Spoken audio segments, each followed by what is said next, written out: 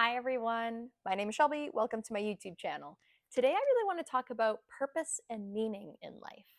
I've really noticed a pattern in the last, while of people really falling into feeling like there's no purpose or meaning in their lives.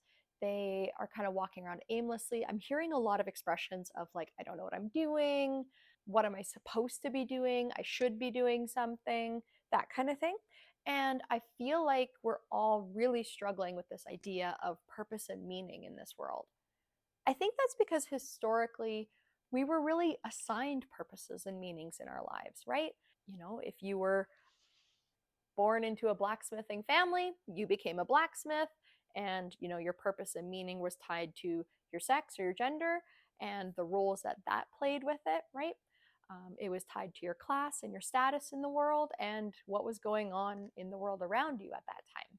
So it's kind of hard right now when we're living in a time of essentially endless possibilities of who we are and who we could be. We do have some of those external pressures to be one thing or another thing. We often hear from women that they still feel a lot of pressure to become mothers. But I think we are largely moving away from a lot of external pressures to be prescribed a particular role in your life. And this is a really good thing.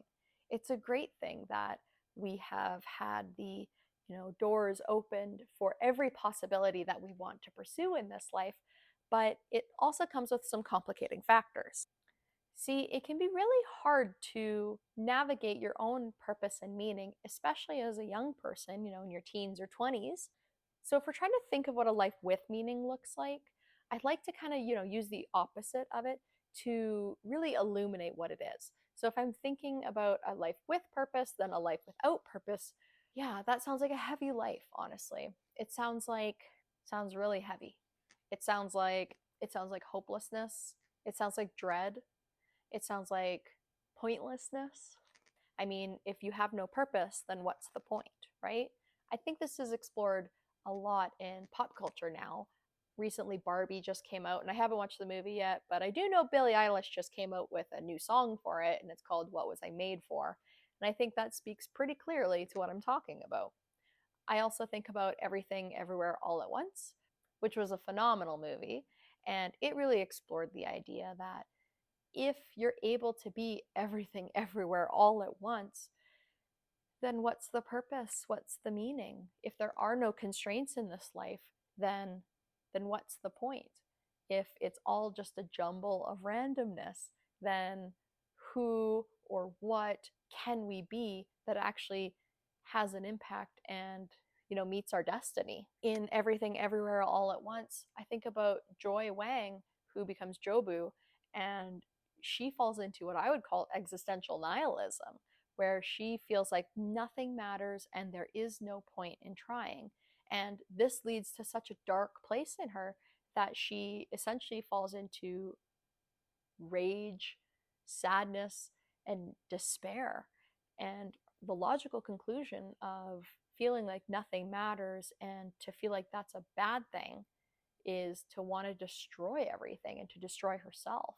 So that's a life without purpose and meaning. Contrast that with a life with meaning. So a life with meaning looks like hope and optimism. It looks like trying new things and failing and trying again. A life with purpose is full of wonder and awe instead of disappointment. I don't know. I think we all want to have more purpose in our lives, but not a lot of us know how to find it anymore, especially since it's not prescribed to us anymore.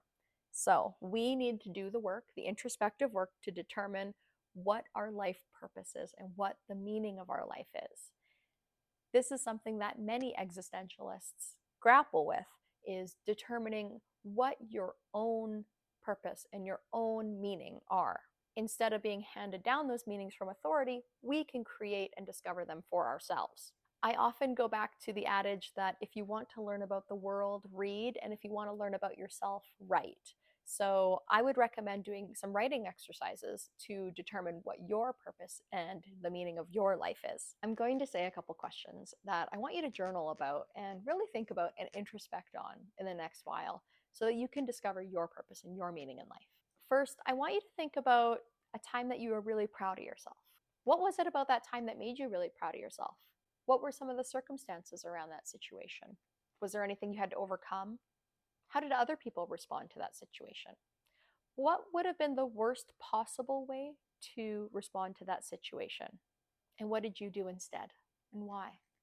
Okay, now that you did that, I just want you to list off all the, skills that you have. Are you good at woodworking? Are you good at reading? Are you good at gardening? Are you good at making YouTube videos?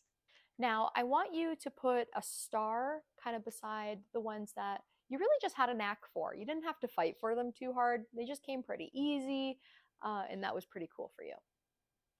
And I want you to circle the skills that you had to kind of work hard for, but you got good at them, because that will show me which ones you had a knack for and which ones you had passion for.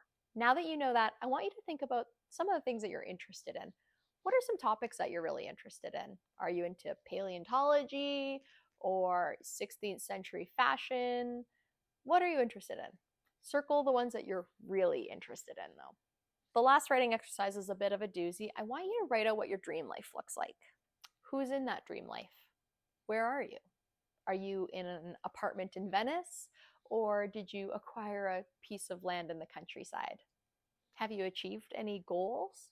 What does a typical day in that life look like? Now that you've done all this hard work, I want you to read through it and go for a walk and just think about all the things that you wrote.